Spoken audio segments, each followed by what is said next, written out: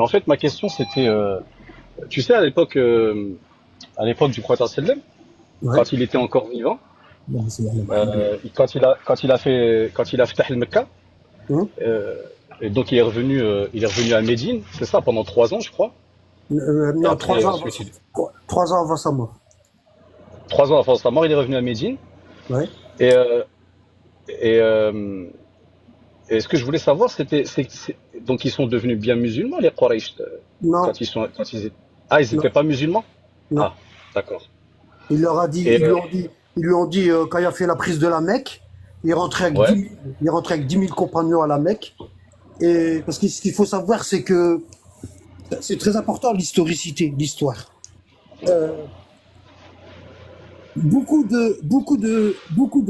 alors les, euh, les musulmans qu'ils ont émigré à Médine, beaucoup d'entre eux, ils avaient laissé leur maison à la Mecque. Tu vois, ils avaient leur ouais, maison à la Mecque. Ils les ont laissés. Et il y avait même des personnes de leur famille qui étaient restées à la Mecque. Elles étaient pas croyantes. Il faut pas croire que, il faut pas croire que les compagnons sont sortis avec leur famille, hein. Il y a beaucoup de familles ils sont restés associatrices à la Mecque, hein. Est-ce que tu as compris? Ouais, ouais, ouais. Du coup, quand le prophète y a fait Yom el-Fath, le jour de l'ouverture de la Mecque, bon, il est rentré victorieux à la Mecque, il a retiré les idoles qui étaient à l'intérieur de la Kaaba et qui étaient tout autour, tu vois, et il a réuni les habitants les Mécois, il les a réunis devant la Kaaba et il leur a dit qu'est-ce que vous pensez que je vais faire de vous? Vous m'avez combattu pendant 20, vous m'avez combattu pendant 20 ans. Vous avez tué des gens de ma famille, Hamza, etc. Qu'est-ce que vous pensez que je vais faire de vous? Ils ont dit Al-Karim ibn al-Karim. Ils leur ont dit tu es le généreux fils du généreux. Tu vois? Et il leur a mm, dit Adhabu fa antum thulaqa. Il leur a dit partez, vous êtes les libérés, je vous libère. Tu vois? Voilà. d'accord, Donc d'accord. ils ont dû faire allégeance, les hommes, euh, et les femmes, ils sont passés un par un devant le prophète faire allégeance, mais on n'est pas sûr de leur islamicité. D'accord, C'est pour ça qu'on les appelle Tolaqa. d'accord. Voilà. Ici, tu vas voir dans le Coran, Allah il les appelle comme ça, ceux dont les cœurs sont à gagner. المؤلفة قلوبهم. Ok. T'as déjà entendu cette formule-là? Ouais, ouais, ouais.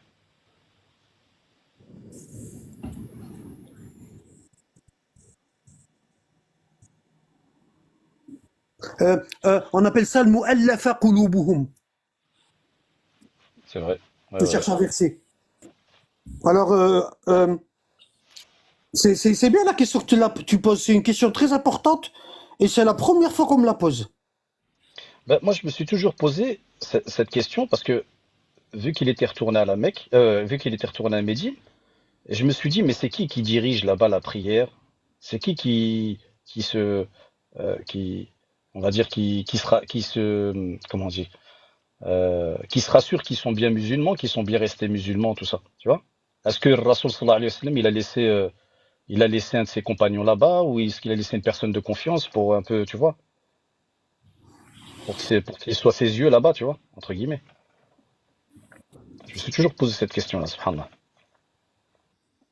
Donc j'ai répondu à ta question. Ouais, bah après, moi, ce que je voulais te Et demander, c'était, ceux-là, est-ce que, ceux qu'on appelle mu'allafa qulubihim, ceux dont Mhm. les cœurs sont à gagner à l'islam, parce il s'est passé un, il s'est passé une scène après la prise de la Mecque. Euh, le prophète alayhi salam, il a donné à Abu Sufyan des chameaux, une grande quantité, tu vois. Mhm. Et, et les Ansar, ceux qui, grâce à qui l'islam a pu être propagé, les Ansar, c'est-à-dire les habitants de Médine, ils ont parlé entre eux et ils ont dit, t'as vu, il est en train de donner aux siens, les Mécois. Parce que le prophète, c'est un Mécois. Ouais. Ils ont dit, t'as vu, ils ont dit, ils ont parlé entre eux, ils ont dit, vous avez vu, il est en train de donner aux siens. Tu vois? Alors que Mhm. c'est nous qui l'avons accueilli, tu vois? Et c'est venu le bruit est venu aux oreilles du prophète. Tu vois? Ouais. Et du coup, il les a convoqués, les Ansar, et il leur a dit pourquoi vous avez dit ça? Hein? Ne préférez-vous pas que les Mécois repartent avec les richesses de ce bas monde et que moi je sois enterré chez vous? Mm. Ah oui, c'est exact. Ah ben, ce qui s'est passé, c'est que euh, quand ils étaient dans la Saqifa des Benu Saïda, le jour de la mort du prophète, Ouais. les Ansar ils se sont réunis et ils avaient déjà vu la tribu des Benu Aslam. C'était une tribu mercenaire, tu vois. Ils étaient 700 dans les rues de Médine le jour de la mort du prophète. Et quand tu les vois, tu sais pourquoi ils sont là. Ils ont été payés, tu vois. Mm. Donc les Ansar, ils se sont réunis dans leur Saqifa.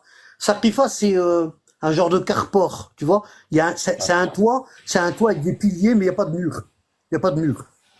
D'accord. Tu vois. Euh, Ouais.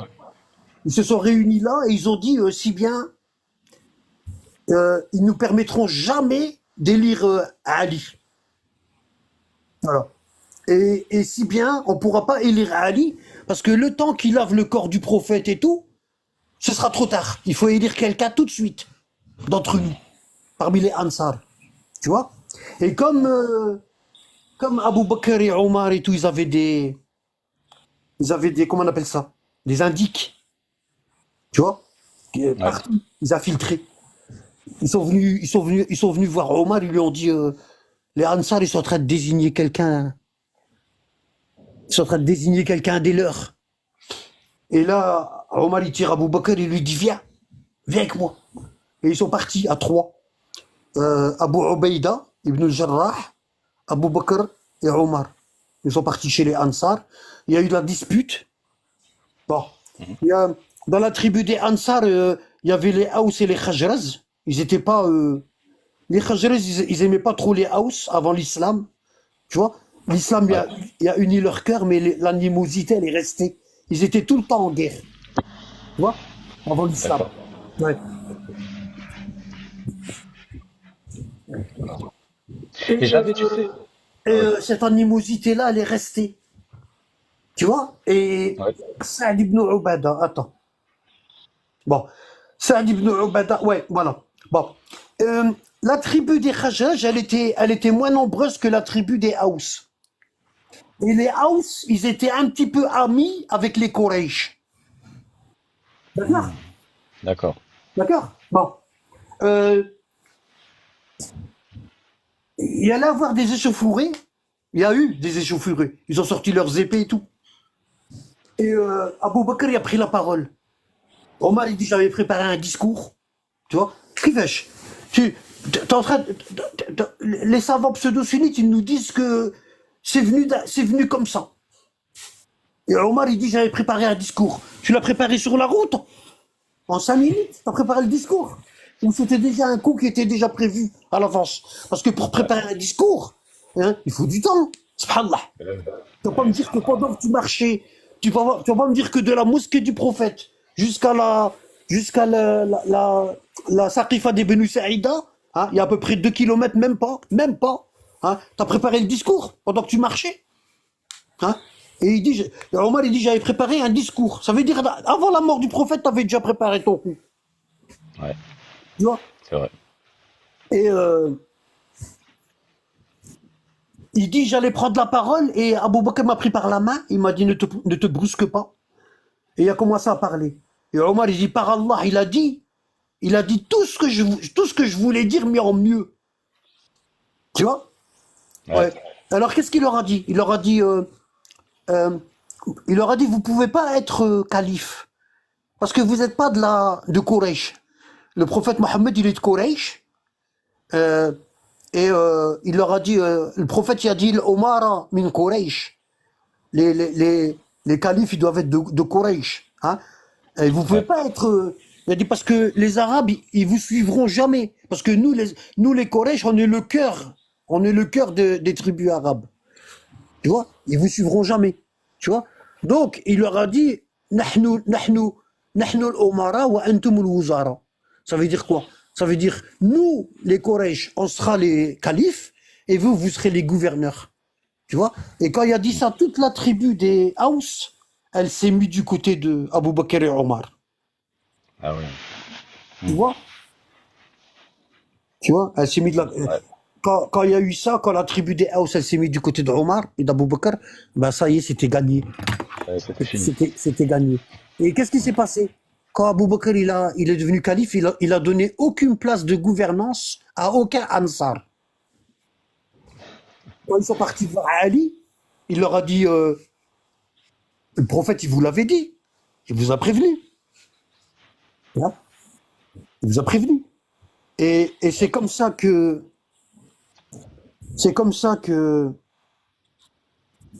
grâce au califat de Abu Bakr, de Omar et de Othman c'était un Omeyyade, ah ben, Ouais. les Omeyyades ils ont pris le pouvoir.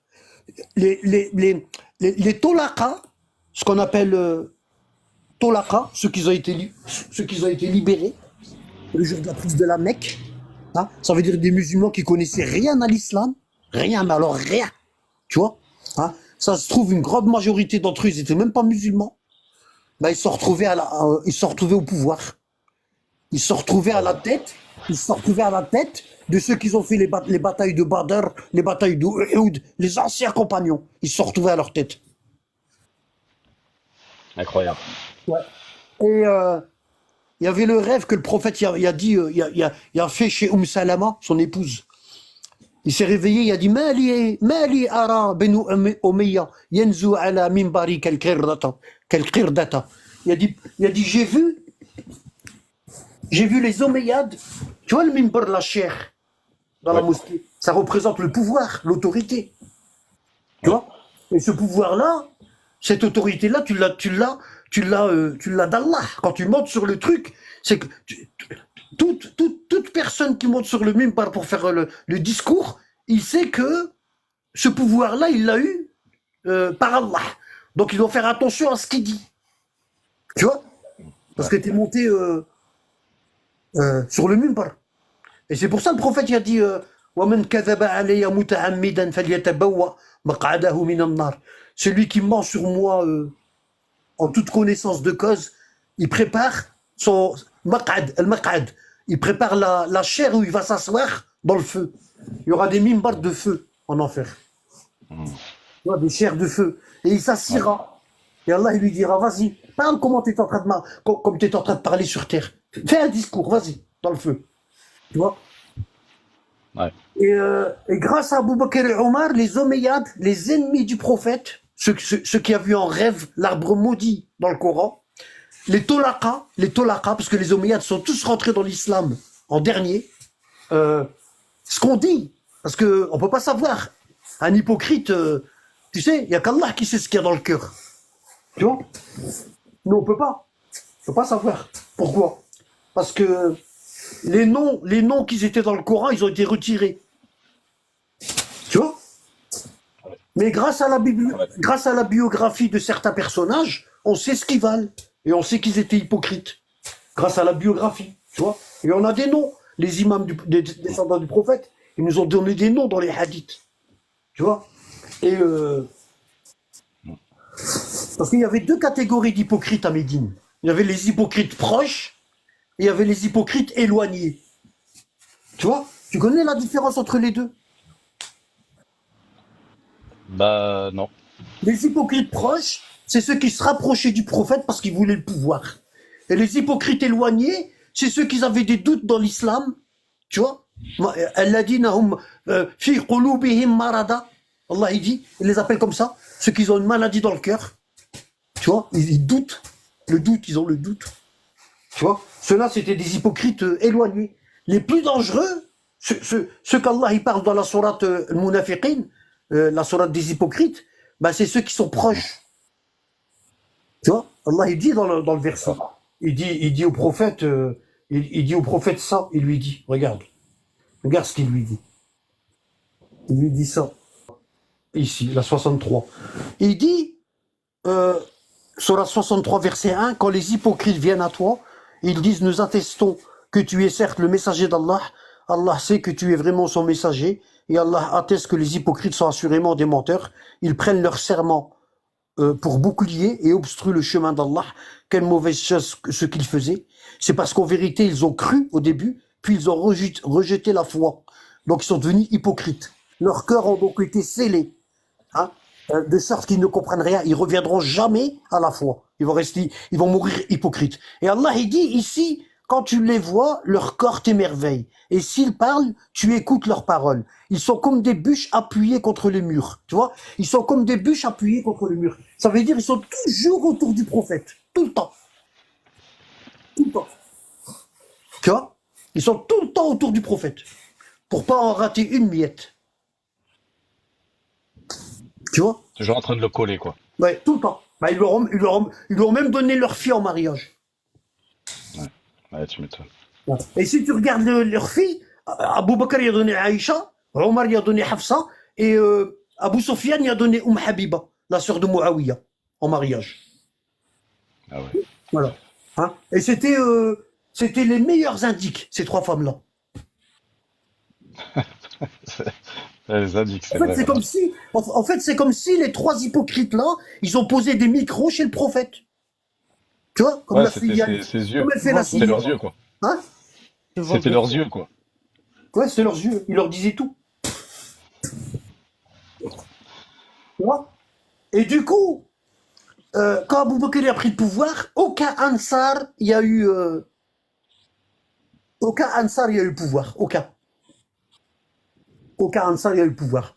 Et ça a permis aux Omeyyades, les ennemis du prophète, ils se sont retrouvés au pouvoir. Le rêve du prophète, il s'est réalisé. Alors, regarde ce qu'il dit Allah. C'est important de parler de ça. Alors, très important de connaître l'historicité des faits. Si tu prends la sourate Isra 17, verset 60, regarde, il dit au prophète, lorsque nous te disions que ton Seigneur cerne tous les gens par sa puissance et son savoir, quant à la vision que nous t'avons montrée, le rêve, nous ne l'avons faite que pour éprouver les gens. Tu vois, le rêve Hmm. que le prophète a fait, quand il a vu les Omeyyades transformés en singes, en train de grimper sur le siège, sur la chair du prophète dans la mosquée pour prendre le pouvoir, Allah il dit, cette vision qu'on t'a fait de l'avenir, on te l'a fait pour te montrer comment les gens, comment ta communauté va être éprouvée après ta mort. Ça veut dire quoi? Ça veut dire les Omeyyades, tes ennemis, ils vont se retrouver à la tête de l'islam. T'imagines? C'est un truc de malade. Hein? Bah oui, grave. Tes ennemis que t'as combattu toute ta vie, ils vont se retrouver. Et attention, hein, les Omeyyades, c'était pas seulement les ennemis du prophète, c'était les ennemis du grand-père du prophète Abdul Muttalib, c'était les ennemis de Abu Talib, l'oncle du prophète, c'était les ennemis du père du prophète Abdullah. Tu vois, c'est une famille ennemie héréditaire, les Hachimites et les Omeyyades. Et les Omeyyades détestaient les Hachimites. Pourquoi? Parce que les Hachimites, ils avaient le pouvoir spirituel et les Omeyyades, ils avaient le pouvoir financier. Ouais. D'ailleurs, Toi? Anabad, Ouais. t'avais fait dans un live, justement, ça parle de ce que tu dis, hein. T'avais fait une liaison, mais Wallah, subhanallah, al-azim, tu sais, j'ai appris j'ai appris des versets dans la sourate Nour, كمشكاة فيها Ouais. المصباح في Ouais. زجاجة. Qui Eh décrit ben, la Ahl al-Bayt. Ouais. tu avais, Wallah, al-azim, j'avais jamais fait le lien. Ouais. Et quand j'ai écouté un live il y a pas longtemps, subhanallah, tu en parles maintenant, et tu avais fait le lien avec Shajarat al-Mal'ouna Ouais. et Shajarat al-Mubaraka. Ouais, la comparaison entre les deux. Incroyable. Ouais. Ah ouais, franchement, tu m'as bluffé. Wallah, Donc, sarahatan. donc Je Allah, l'avais il jamais dit, compris. donc Allah, il dit, et ça rejoint, il dit la vision qu'on t'a fait voir, comme quoi les Omeyyades, ils vont prendre le pouvoir, euh, on te l'a fait voir juste pour éprouver les gens. Tu vois? Tout comme Hmm. l'arbre maudit mentionné dans le Coran, c'est-à-dire les Omeyyades. Nous les menaçons, mais cela ne fait qu'augmenter leur grande transgression. Nous menaçons les Omeyyades dans le Coran, mais plus on les menace, plus ils transgressent. Tu vois?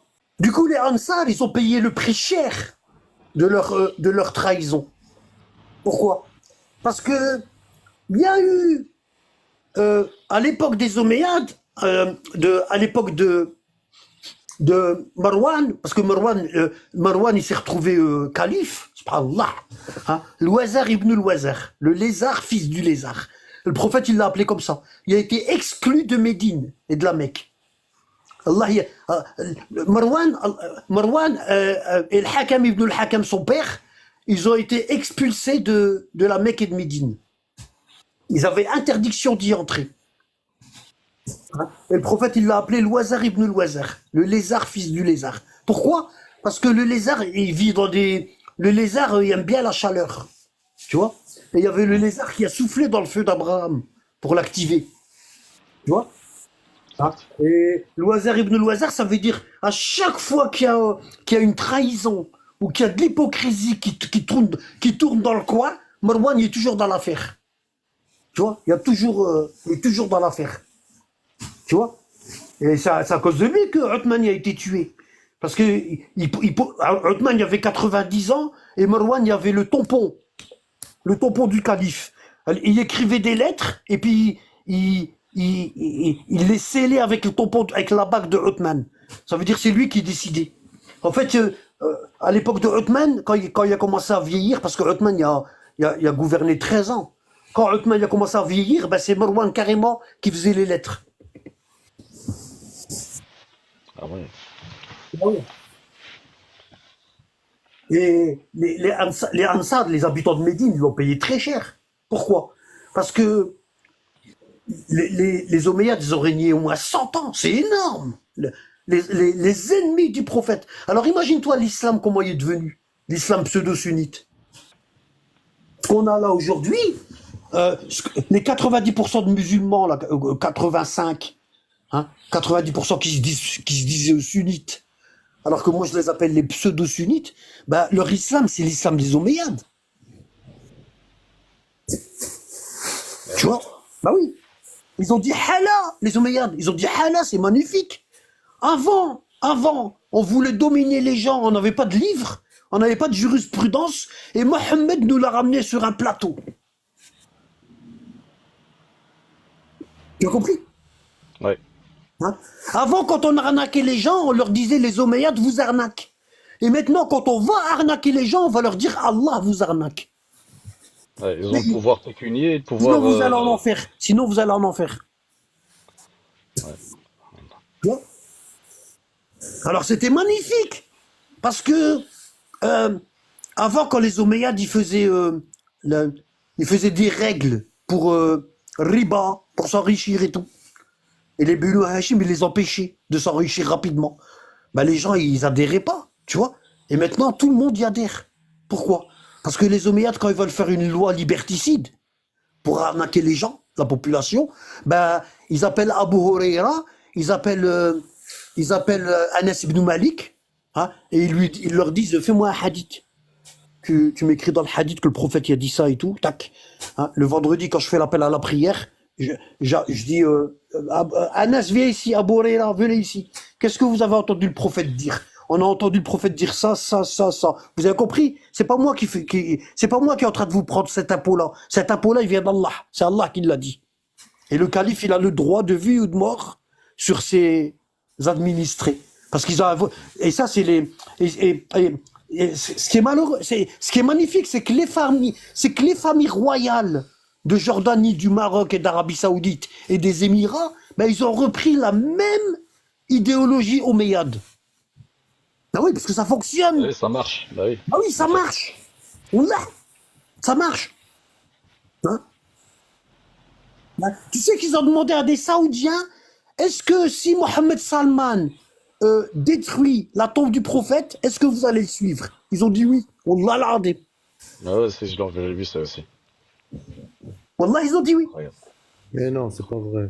Hein? Le calife, il est devenu mieux que le prophète. Bah oui, hein.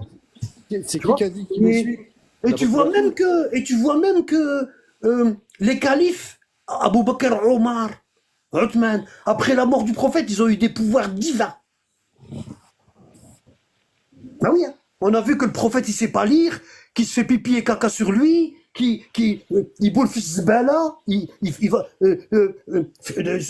va dans les décharges publiques faire pipi. Tu vois, et le fils de Omar, il dit, j'étais sur le toit, et j'ai vu le prophète, il était accroupi sur deux briques, en train de faire pipi. Tu vois, dans la décharge tu vois, de Médine. Tu vois, et pour te dire, hein, et t'as qu'à remarquer l'amour que. Ils ont plus d'amour, et ça vient de là, hein. Ils ont divinisé le calife. Ouais. Tu vois, le calife, il est devenu divin. Il a le droit de vie ou de mort. Hein. Et ils ont inventé le hadith, le fameux hadith, où le prophète, il dit Wa in daraba dahrak. Hein, Wa in akhada malak. Il dit quoi? Il dit le calife, tu dois lui faire des invocations, des bonnes invocations pour qu'Allah le guide, même s'il frappe ton dos au fouet et même s'il te prend ton argent, tes richesses, tes biens. Tu vois? C'est fou quand même. Et ouais, c'est fou. Tu vois? Et ils ont inventé un autre truc. Ils ont dit que Zama, le prophète, il a dit que si les califes ils sont mauvais, c'est parce que le peuple y est mauvais. Ça veut dire quoi? Ben ça, tu dis à n'importe quelle personne qui est intelligente, elle va te dire, ben, tu sais pourquoi ils ont inventé ça? Ben, pour dire que tout le mal, il vient du peuple. Et que le calife, il peut pas être incriminé. Ouais. Puis il est là pour sauver le peuple, quoi. Ouais.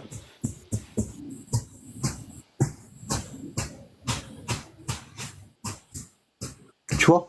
Et c'est comme ça qu'on est arrivé progressivement à la décadence de l'islam. Ce qu'on connaît aujourd'hui, ce qu'on appelle le pseudo-sunnisme. Bon, la décadence de l'islam. Ça a commencé à la décadence. Alors les trois choses les plus sacrées de l'islam, elles ont été malmenées. Les trois choses les plus sacrées. C'est quoi? Vas-y. Les trois choses les plus sacrées de l'islam. Ouais, elles ont été détruites. Euh, je veux dire le Coran, Ouais. Rasoul sallallahu alayhi wa sallam, Non, sa non. famille. La famille, ouais. La famille prophétique, elle a été massacrée. Le Coran, il a été falsifié. Et la Kaaba, elle a été détruite. Là, ils l'ont détruit, c'est vrai. Deux C'est fois. ce que le prophète, il dit dans le fameux hadith rapporté par les imams descendants du prophète. Ils ont dit, vous avez détruit les trois choses les plus importantes de l'islam. Et le jour du jugement dernier, Allah, il va appeler ces trois choses-là et elles vont témoigner. Hmm. Tu vois. Et il y a eu la fameuse révolte de Abdel ibn Zubayr, le petit-neveu d'Aïcha, le fils de sa sœur Asma et de Zubayr ibn al-Awwam, le cousin du prophète. Hein, qu'est-ce qu'il a fait? Il a pris le pouvoir. Aïcha l'a mis au pouvoir à la Mecque. Tu vois, pendant plusieurs années, les Omeyyades de Syrie, ils pouvaient plus faire le pèlerinage. Du coup, ils allaient en Israël, au Dôme du Rocher, que Omar y avait nettoyé. Et ils faisaient le petit pèlerinage là-bas. C'est comme ça que le petit pèlerinage y est né. Il n'y a pas de petit pèlerinage à Jérusalem dans l'islam. Ça n'existe pas. Je te mets au défi de me sortir un hadith où le prophète a fait le petit pèlerinage à Jérusalem. Il n'y en a pas. Du coup, Aïcha elle a réussi à mettre son. Parce que Aïcha, c'est une femme de pouvoir. Tu vois? C'est une femme de pouvoir.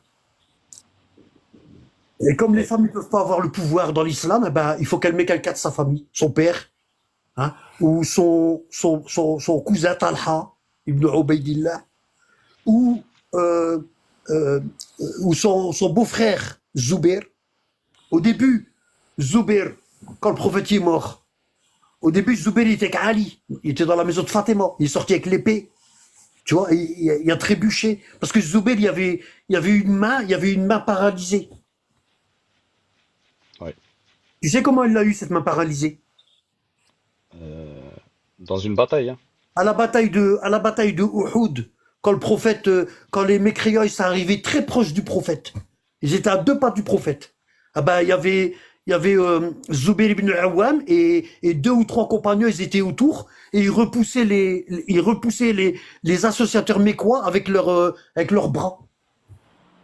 Du coup, il a reçu des coups d'épée et tout. Et sa main, elle est devenue. T'en vas compte? Comment tu peux passer de là, tu vois, à carrément ennemi de la famille du prophète? Subhanallah. t'as pas compte? Parce que Aïcha elle lui a fait miroiter le pouvoir. Au début, c'est comme si l'imam Ali a dit quoi? Il a dit La zalu, il a dit La zal Zubair minna ahlul bayt. Hein? Il a dit Zubair n'a cessé d'être parmi nous, la famille prophétique, jusqu'à ce que ses enfants l'écartent de nous. Parce qu'il y avait 10 garçons, lui. Eh oui. Ouais. Tu vois un hadith dans Sahih Muslim où quand Zubair y est mort, euh, le, le calife Omeyyade Muawiyah, il a dit si Zubair y avait des dettes, t'en rends compte? Il est passé du côté prophétique au côté Omeyyade, les ennemis. Comme Abu Lahab. T'as vu Abu Lahab? C'est l'oncle du Ouais, prophète. voilà, ouais. Ouais, Il s'est marié avec Jamil, Jamil, la sœur de Abu Sufyan. T'en rends ouais. compte? La sœur d'Abu Sufyan, la tante de Muawiyah et Yazid, celui qui a coupé la tête de l'Hussein. Ah oui. Tu vois? Il dit وَمْرَأَتُهُ حَمَّالَةَ الْحَطَبِ. Et sa femme porteuse du feu, du bois. Pourquoi? Parce qu'elle mettait le feu entre ces deux familles.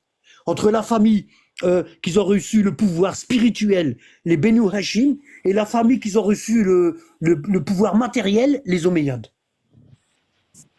Tu te rends pas compte? Ouais.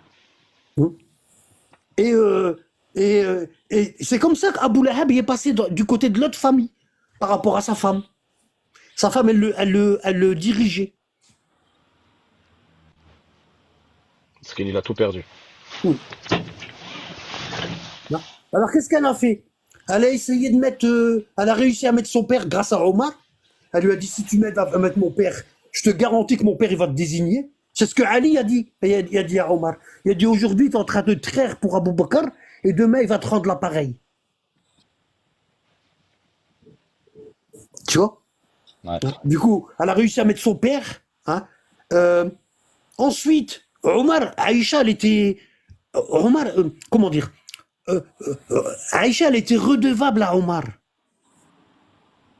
Parce que sans Omar, le père de Aïcha, il n'aurait jamais été calife. C'est Omar qui a payé la tribu des Benu Aslam. C'est Omar qui a réquisitionné Fadak. C'est Omar. Tout ça, c'est Omar qui l'a fait. Abu Bakr, il était à 2 doigts de renoncer au califat. Ça, c'est dans les hadiths sunnites. Hein, ce que je suis en train de te dire. Mm. Tu vois? Il était à 2 doigts de renoncer au califat. Et Omar, il était toujours derrière à mettre la pression. Tu laisses faire. En fait, Abu Bakr, il était calife, mais c'est Omar qui prenait les décisions. Omar et Aïcha.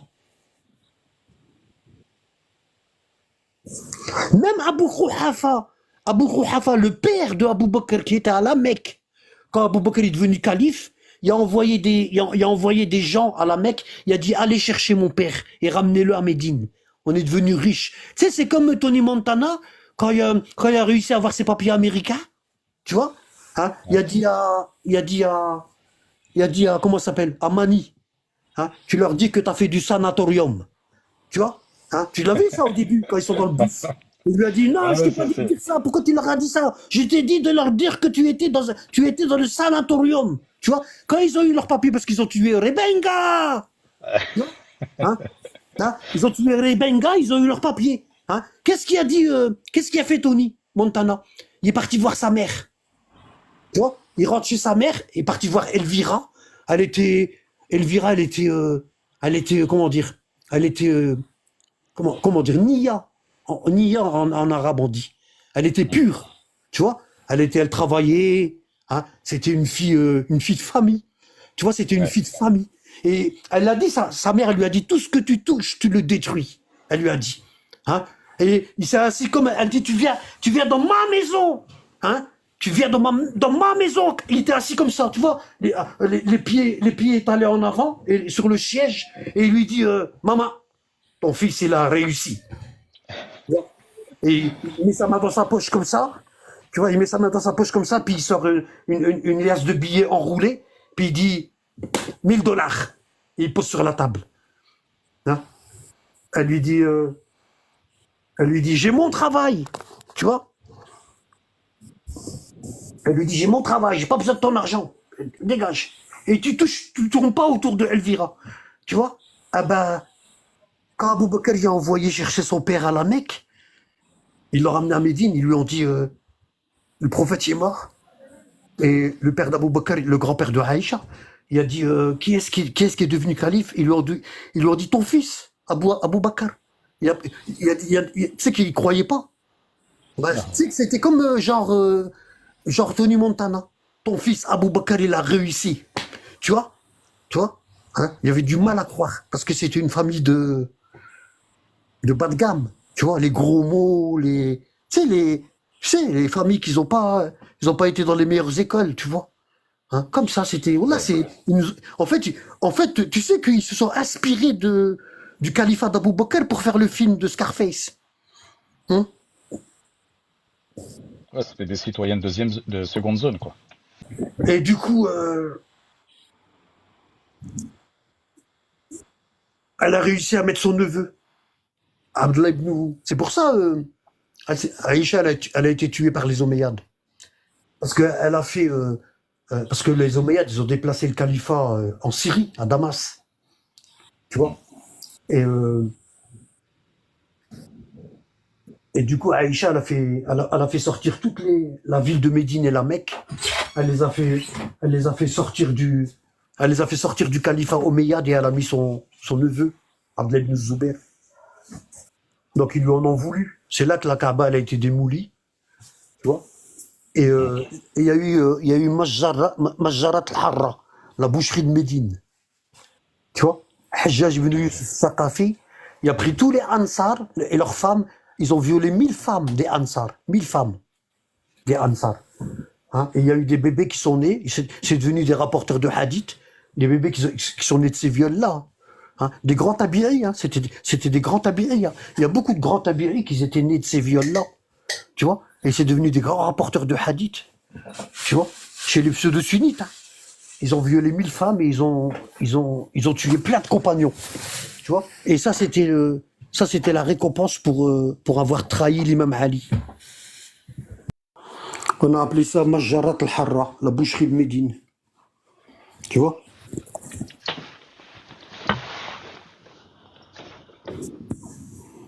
T'as compris?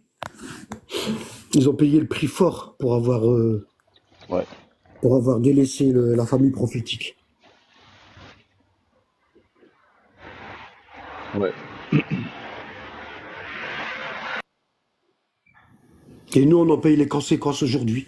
C'est pour ça Allah il dit, concernant la vision qu'on t'a montrée, on l'a fait juste pour éprouver les gens. Tu vois, c'est une épreuve qu'on est en train de subir. Il y a des gens, il y a des musulmans, quand tu leur parles, ils ne croient pas leurs yeux. Ils disent, ça pété un câble, qu'est-ce que tu racontes?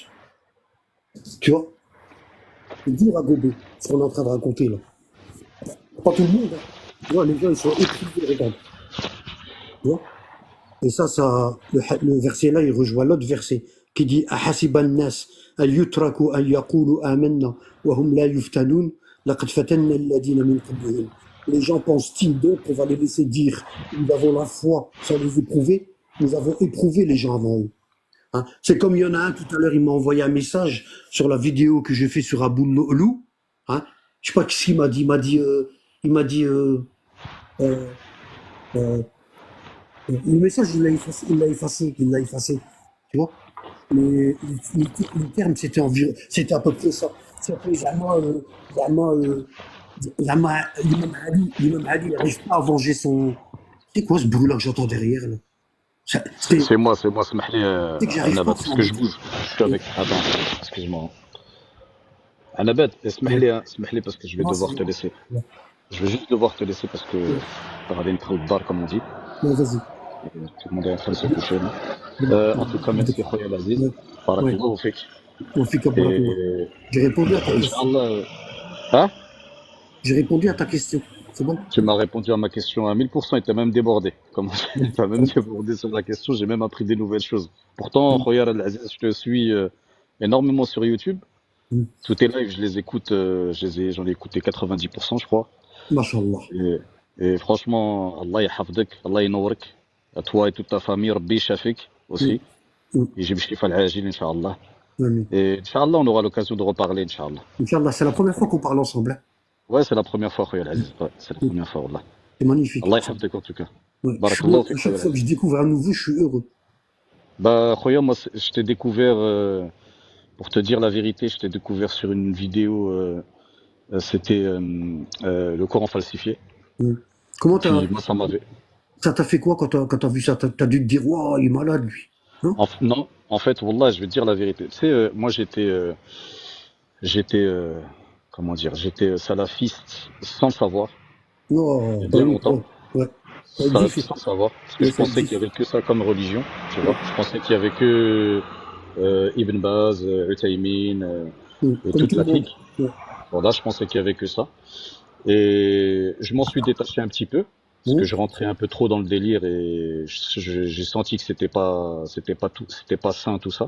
Ouais. Comme tu dis souvent, quand on commence à lire leurs livres, on voit tout le monde, tout le monde autour de nous, ça commence à devenir des koufars. Ouais. Donc Ouais. je me suis un peu éloigné, alhamdoulilah. Et un jour sur YouTube, je tombe sur ça, subhanallah, sur ta vidéo de falsification du Coran. Et en fait, moi, pendant que j'étais entre guillemets dans la mouvance salafiste, ben, j'avais plein de questions. J'avais de l'histoire, des brides de l'histoire islamique, hein. La vie du prophète, la vie de ses compagnons. Et je me disais, mais et quand toi t'as sorti certains versets, tu parlais de la vie de la famille du prophète, sallallahu alayhi wa sallam, et ben franchement tu m'as bluffé. En fait, t'as remis le puzzle en place. Machallah. C'est de la mosaïque, ça y est. Devant moi, je voyais une image nette, tu vois. Mm. Donc voilà. En tout cas, je te remercie beaucoup, Khoya Aziz. Wallah. يحفظك. Et continue comme ça, Khoya. Wallah, là, tu m'as Mm. incroyable, incroyable, incroyable. Wallah. الله يفرحك. Merci, Khoya Aziz. شكرا بزاف. Merci à tout le monde. Merci aux frères. Salam alaikum. Salam alaikum, merci à toi.